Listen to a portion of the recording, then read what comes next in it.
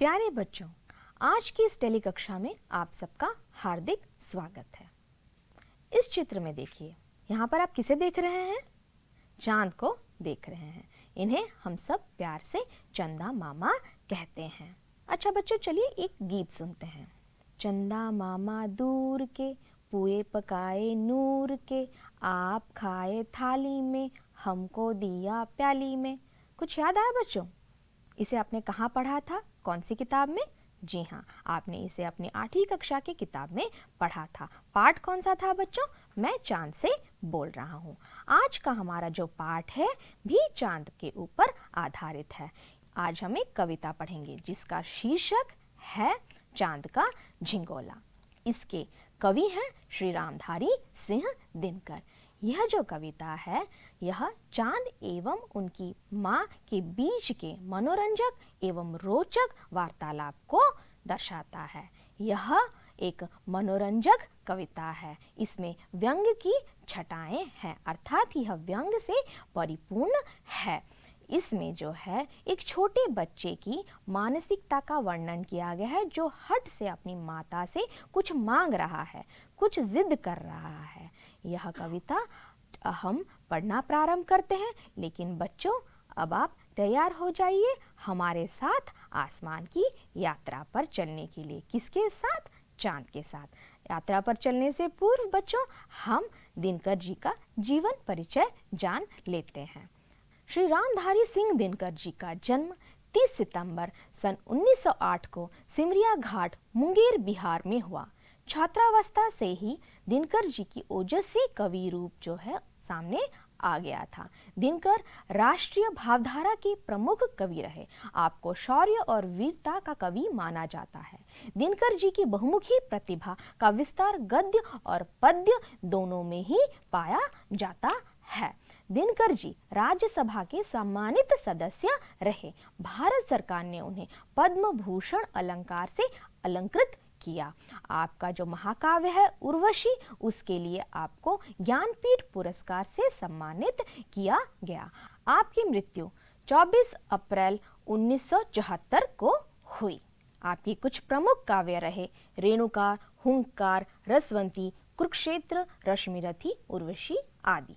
प्रमुख ग्रंथ रहे देश विदेश, मेरी यात्राएं, अर्धनारीश्वर, संस्कृति के 4 अध्याय। तो बच्चों हम पद पढ़ना प्रारंभ करते हैं। पहला पद, हट कर बैठा चांद एक दिन, माता से वह बोला, सिलवा दो माँ मुझे ऊन का मोटा एक झिंगोला। सन सन चलती हवा रात भर, जाड़े से मरता हूँ, ठिठुर ठिठुर कर किसी तरह यात्रा पूरी करता हूँ।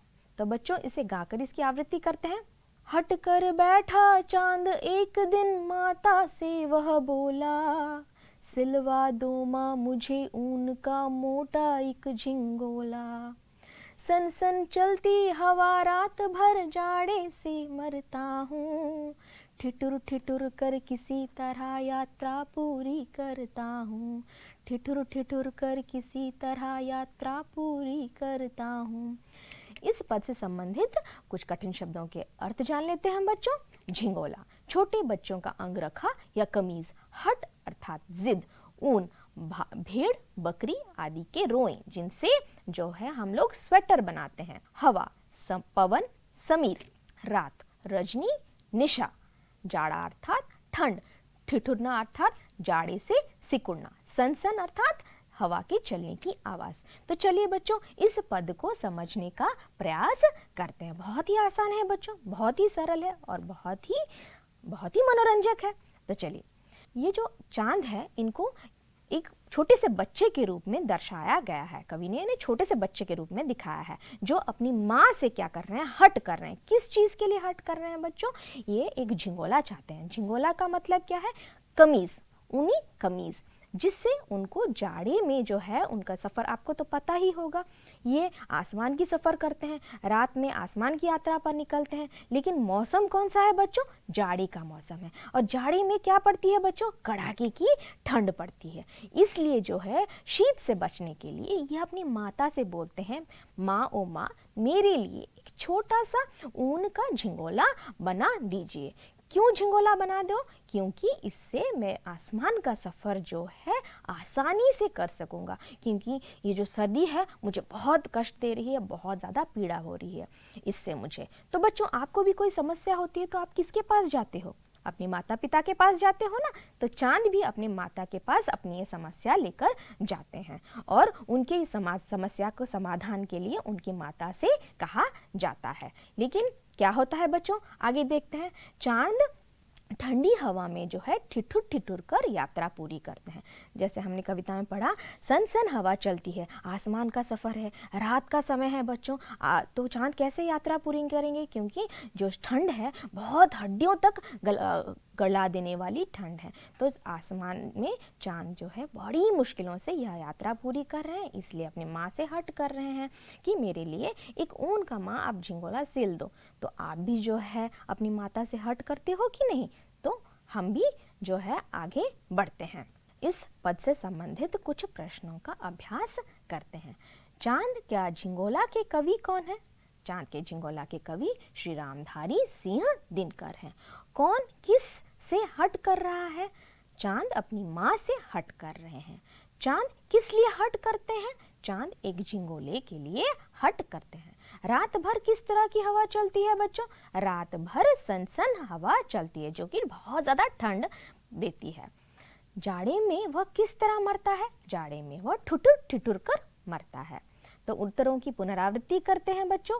चांद के झिंगोला के कवि हैं श्री रामधारी सिंह दिनकर। चांद अपनी माँ से हट करता है। तीसरा उत्तर, चांद एक झिंगोला सिलवाने की हट करता है। रात भर कैसी हवा चलती है बच्चों? सन सन हवा चलती है। जाड़े में वो कैसा जो है किस तरह मरता है? ठिठुर ठिठुर कर मरता है। तो बच्चों, हम आपसे एक प्रश्न पूछते हैं, क्या माँ उनके लिए उनका झिंगोला सिल देती है बच्चों? क्या सिल पाती है? तो इस प्रश्न का उत्तर हम अगले पद में जानने का प्रयास करेंगे। तो हम अपने अगले पद की ओर चलते हैं। आसमान का सफर और यह मौसम है जाड़े का, ना हो अगर तो ला दो कुर्ता ही कोई भाड़े का। बच्चे की सुन बात कहा माँ ताने अरे सलोने, कुशल करी भगवान लगे मत तुझको जादू टोने। अब इस पद को हम लोग गाकर इसकी आवृत्ति करते हैं। आसमान का सफर और यह मौसम है जाड़े का, ना हो अगर तो ला दो कुर्ता ही कोई भाड़े का। बच्चे की सुन बात कहा माता ने अरे सलोने, कुशल करी भगवान लगे मत तुझको जादू टोने। तो इस पद से संबंधित कुछ कठिन शब्दों के अर्थ जान लेते हैं बच्चों। यात्रा, सफर, आसमान, गगन, आकाश, कुर्ता, झिंगोला। भाड़े का अर्थात किराया देकर लाया हुआ। सलोनी अर्थात सुंदर मनोहर जो कि हमारे चांद है। कुशल अर्थात मंगल। तो बच्चों, इस पद को समझने का प्रयास करते हैं। चांद जो है आसमान की जो यात्रा पर निकले हैं और कड़ाके की ठंड है, हड्डियों को पिघला देने वाली ठंड है। तो बच्चों, आपको जब ठंड लगती है तो आप लोग क्या पहनते हो? स्वेटर पहनते हो। आपकी माँ उसे बनाती है या फिर खरीद के लाया जाता है। तो आसमान को के समक्ष भी वही समस्या है। वो इस समस्या के समाधान के लिए अपनी माँ के पास जाते हैं और उनसे जिद करते हैं कि आप मेरे लिए एक ऊन का झिंगोला माता बनवा दो। बच्चों, ये जो हट है, ये शब्द पर ज़रा ध्यान दीजिए। ये जो हट है, क्या ये अच्छा शब्द है? क्या ये सही शब्द है? हमें क्या आपको जिद करना चाहिए? जी हाँ, आप लोग जिद करते हैं, हम भी कभी कभी जिद कर लिया करते हैं। ये जो हमारा मानना है, जिस हट से किसी की जो है बुराई ना हो, किसी को नुकसान ना हो, वो हट जो है करने में कोई असुविधा नहीं है। उसमें तर्क होना चाहिए। आप जिद करोगे लेकिन उसके पीछे एक मकसद होना चाहिए, और चांद के पास बिल्कुल सही मकसद है। तो बच्चों, आगे देखते हैं। चांद जो है, ये जो समस्या है, इस समस्या के समाधान के लिए माता को एक उपाय सुझाते हैं। क्या उपाय सुझाते हैं? माता, यदि आपके पास समय ना हो, यदि आप जल्द से जल्द हमारे लिए ऊन का झिंगोला ना सिल सको, तो आप कृपया करके हमारे लिए भाड़ा देकर एक ऊन का झिंगोला ला दो, अर्थात पैसे देकर ही किसी से ऊन का झिंगोला ला दो, जिससे मैं सर्दी से बच सकूं और आसमान की पर यात्रा कर सकूं, बिना किसी अवरोध के, बिना किसी कष्ट के। तो बच्चों, अभी जो है माता इस पर क्या बोलती है? माता बोलती है, भगवान तुम्हारे कुशल मंगल करे, तुम्हारा भगवान हमेशा कल्याण करे। माता बोलती है तुम्हें हर बुरी नज़र से भगवान तुम्हें बचाएं, हर जो है अमंगल से बचाएं, तुम स्वस्थ रहो, खुश रहो एवं तुम्हारे ऊपर भगवान की कृपा दृष्टि बनी रहे। ये हर माता की कामना है। संसार की जितनी भी माताएं हैं वो इस प्रकार की कामना करती हैं। तो बच्चों, चांद भी इसी भगवान के आशीर्वाद तले ही पले हैं और माता की आशीर्वाद तले ही पले हैं। और बच्चों, हम पुनः आपके समक्ष वो प्रश्न दोहराते हैं, क्या माता अपने बच्चे के लिए ऊन का झिंगोला सिल पाती है? हम अब अगले पद में इस प्रश्न का उत्तर जानने का प्रयास करेंगे।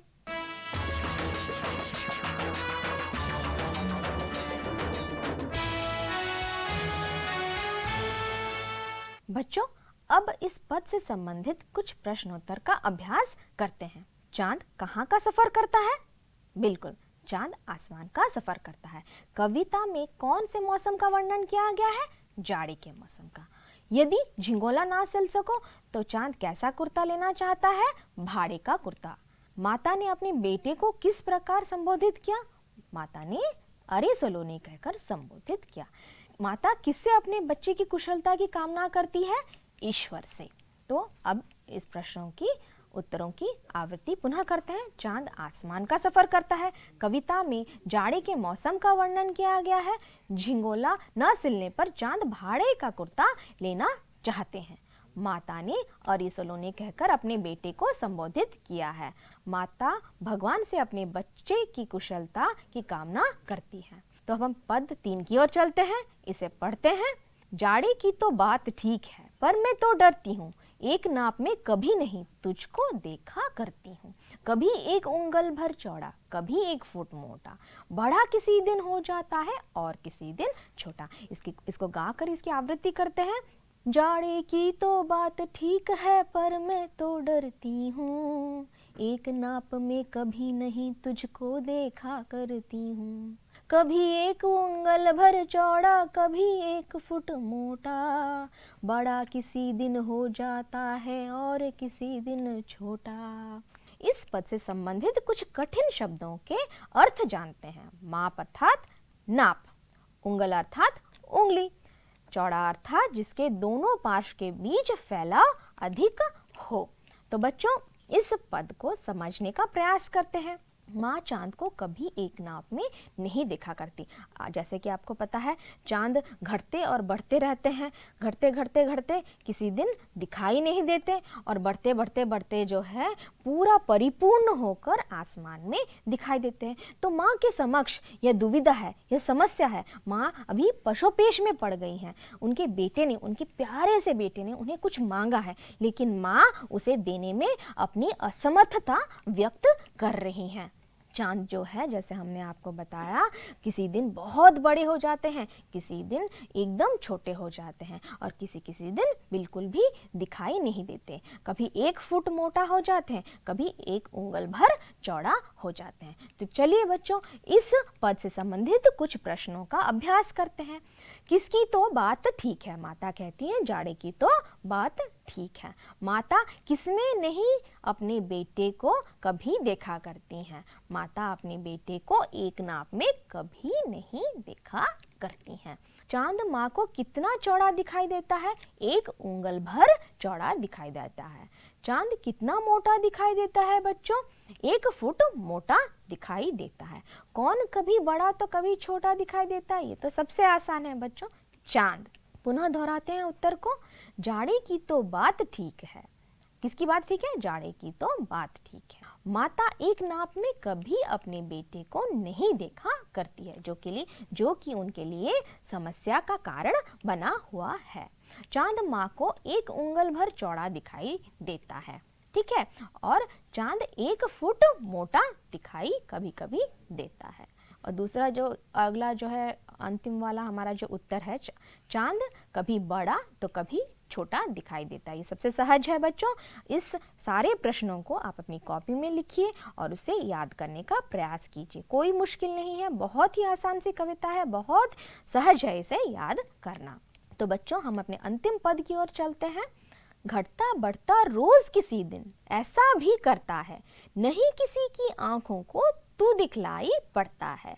अब तू ही यह बता, नाप तेरी किस रोज लेवाएं, सीधे एक झिंगोला जो हर रोज बदन में आए। इसको गाकर इसको गाते हैं बच्चों और याद रखने की कोशिश करते हैं। घटता बढ़ता रोज किसी दिन ऐसा भी करता है, नहीं किसी की आंखों को तू दिखलाई पड़ता है। अब तू ही यह बता, नाप तेरी किस रोज लेवाएं, सीधे एक झिंगोला जो हर रोज बदन में आए, सीधे एक झिंगोला जो हर रोज बदन में आए। बच्चों, इस पद से संबंधित कुछ कठिन शब्द जान लेते हैं उनका अर्थ। लेवाएं अर्थात लेना, सी अर्थात सिलना, बदन अर्थात शरीर, रोज अर्थात प्रतिदिन। तो बच्चों, इस पद का अर्थ जान लेते हैं। यहाँ पे चांद क्या कह रहे हैं, उनकी माता क्या कह रही हैं, और हमारे समक्ष प्रश्न भी यही प्रश्न जो है महत्वपूर्ण प्रश्न हम आपसे पूछते आ रहे हैं, क्या उनकी माता जो है उनके लिए ऊन का झिंगोला सी पाती है? आप लोग क्या बोलते हो, सी पाती है कि नहीं? आगे देखते हैं बच्चों। चांद जो है रोज घटते और बढ़ते रहते हैं, निरंतर जो है घटते घटते घटते घटते अमावस्या को बिल्कुल भी दिखाई नहीं देते, जैसा कि आप चित्र में देख रहे हैं। और चांद जब बढ़ते हैं तो बढ़ते बढ़ते बढ़ते बढ़ते चंद्रमा जो है पूर्ण रूप से जो है पूर्णिमा को दिखाई देते हैं, अपनी 16 कलाओं से युक्त, इतने सुंदर, इतने मनमोहक अपनी छटाएं धरती पर बिखेरते हुए। उनकी इसी सुंदरता की वजह से कवियों ने उनको अपने काव्य में स्थान दिया है, न जाने कितनी ही कविताएं रच डाली हैं। चित्रकारों ने उन्हें अपने चित्र के माध्यम से उकेरा हुआ है। तो बच्चों, जब कोई सुंदर बच्चे की तुलना जो है चांद से की जाती है, किसी सुंदर नारी की तुलना चांद से की जाती है। तो बच्चों, आगे देखते हैं। अंत में उनकी माता, जो हमने प्रश्न पूछा उसका उत्तर हमें यहाँ मिलने वाला है कि उनकी माता जो है चांद के लिए झिंगोला सिल पाती है कि नहीं। तो देखते हैं उनकी माता क्या कहती हैं। इतनी बड़ी समस्या उनके सामने है, वो अपने आप को बेबस, लाचार और असहाय मान रही है। क्यों? क्योंकि वो अपने बेटे की जो है जिद पूरी नहीं कर पा रही हैं और वो अपने बेटे से पूछती हैं, मेरे प्यारे बेटे, मेरे सलोने बेटे, अब तू ही बता, मैं तुम्हारे लिए कैसा एक झिंगोला सिलूं जो हर रोज तुम इतने अस्थिर हो, तुम्हारा जो अस्तित्व है वो एक नाप में कभी सीमित नहीं रहता, तो मैं तुम्हारे किस नाप, कौन सा नाप लूं, तुम्हारे लिए कौन सा झिंगोला सिलूं जो हर रोज तुम पहनकर आसमान की यात्रा सुखद तरीके से कर पाओ। तो बच्चों, हम लोग आगे चलते हैं, कुछ प्रश्नों का अभ्यास करते हैं। चांद कौन से दिन बिल्कुल नहीं दिखाई देता? बहुत ही आसान है बच्चों, अमावस्या के दिन। चांद कब पूरा दिखाई देता है? पूर्णिमा के दिन। कौन निरंतर घटता बढ़ता रहता है? चांद। ये तो बहुत ही आसान है। चांद की झिंगोले के लिए नाप लेना क्यों संभव नहीं? क्योंकि वे निरंतर घटते और बढ़ते रहते हैं।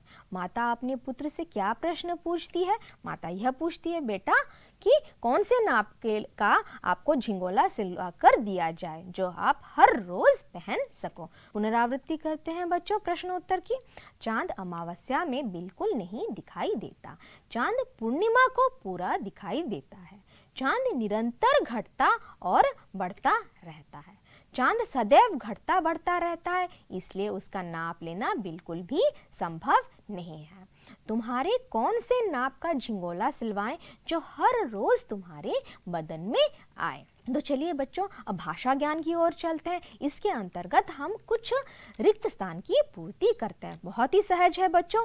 हट कर बैठा, जी हाँ, चांद एक दिन माता से वह बोला, सन सन चलती हवा रात भर जाड़े से मरता हूँ, कुशल करे भगवान लगे मत तुझको जादू टोने, नहीं किसी की आंखों को तू दिखलाई पड़ता है, एक जी नाप में कभी नहीं तुझको देखा करती हूँ। पुनः दोहराते हैं बच्चों। हट कर बैठा चांद एक दिन माता से वह बोला, सन सन चलती हवा रात भर जाड़े से मैं मरता हूँ, कुशल करे भगवान लगे मत तुझको जादू टोने, नहीं किसी की आंखों को तू दिखलाई पड़ता है, एक नाप में कभी नहीं तुझको देखा करती हूँ।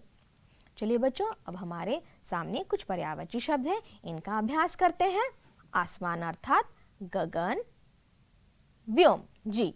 आंख अर्थात नैन, लोचन जी। बदन शरीर, काया। चांद अर्थात शशि, मयंक। हवा अर्थात वायु, पवन, समीर। चलिए बच्चों, इनकी पुनरावृत्ति करते हैं। आप इन्हें अपनी कॉपी में लिख लीजिए और याद करने की कोशिश कीजिए। आसमान अर्थात गगन, अंबर, व्योम। आंख अर्थात नयन, नेत्र, लोचन। बदन अर्थात तन, शरीर, काया। चांद अर्थात शशि, शशांक, इंदु यानी हवा, पवन, वायु, समीर। अब हमारे समक्ष कुछ विलोम शब्द हैं, इनका अभ्यास करते हैं। ये बहुत ही सहज है बच्चों, आप इनका उत्तर देने का प्रयास कीजिए। मोटे का विलोम है पतला, कुशल का विलोम है अकुशल, भगवान का विलोम है शैतान, घटता का विलोम है बढ़ता, एक का विलोम बहुत सहज अनेक। तो बच्चों, इसकी पुनरावृत्ति करते हैं। मोटा, पतला, कुशल, अकुशल, भगवान, शैतान, घटता, बढ़ता, एक, अनेक। तो बच्चों, आपके समक्ष कुछ शब्द हैं जिनके वचन आपको बदलने हैं। शब्द है, पहला शब्द है घटना, घटनाएं। दिन, दिन कोई परिवर्तन नहीं होगा।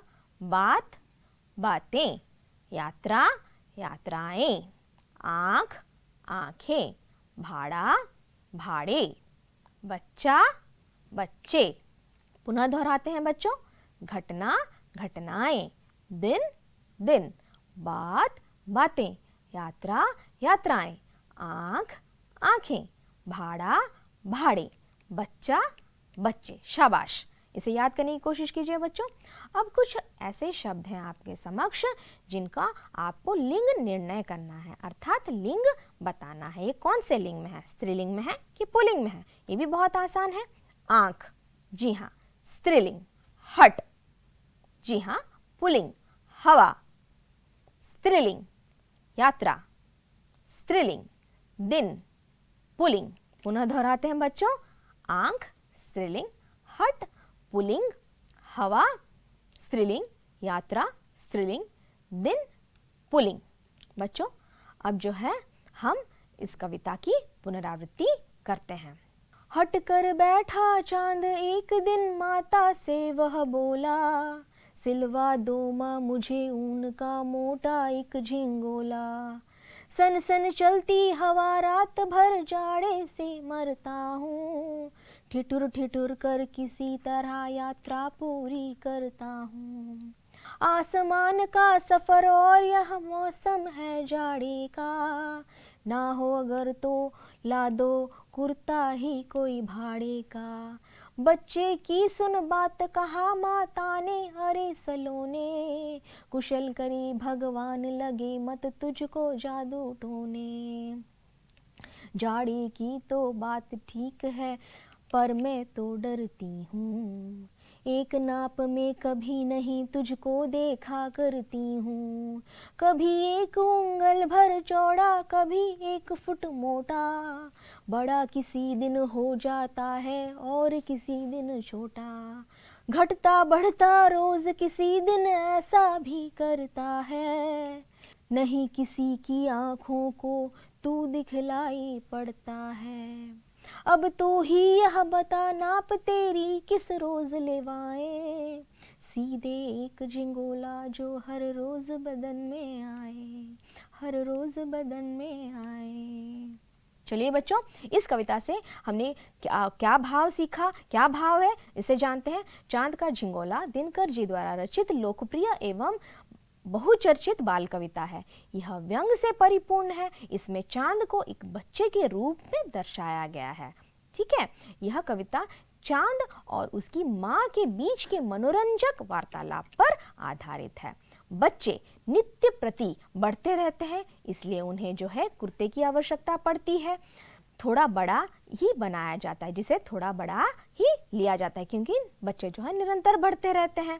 परंतु चांद के संदर्भ में ऐसा संभव नहीं है क्योंकि वह घटता घटता घटता अमावस में बिल्कुल दिखाई नहीं देता एवं बढ़ता बढ़ता बढ़ता पूर्णिमा में परिपूर्ण हो दिखाई देता है।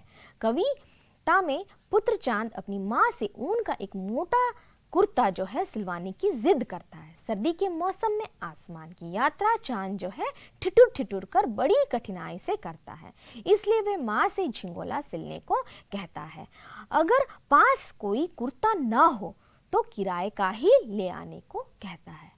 चांद की बात सुन माता कहती है, मेरे प्यारे बेटे, भगवान की कुशलता तुम्हारे ऊपर हमेशा बनाए रखे। भगवान तुम्हें हर बुरी नज़र से बचाए, तुम्हारी सदैव रक्षा करे। जाड़े की तो बात ठीक है, पर मैं तो डरती हूँ। क्यों डरती हूँ? क्योंकि तुम्हें कभी एक नाप में मैं नहीं देखा करती हूँ। कभी तुम चौड़ा, कभी तुम मोटा, कभी तुम बड़ा, कभी तुम छोटा, एवं कभी कभी ऐसा भी होता है कि तुम आँखों को दिखाई नहीं देते हो। चांद के इस आकार प्रकार को देख माँ सोच में पड़ जाती है एवं उन्हें प्रश्न करती है, अब तुम ही बताओ कैसे तुम्हारा नाप लूं और कैसा कुर्ता सिलूं जो हर रोज तुम पहन सको। तो बच्चों, हम कविता से क्या सीखा हमने वो जान लेते हैं। सदा अस्थिर के लिए कुछ नहीं किया जा सकता है। पुनः दोहराती हूँ, सदा अस्थिर के लिए कुछ नहीं किया जा सकता। आज की कक्षा बच्चों यहीं पर समाप्त होती है। धन्यवाद।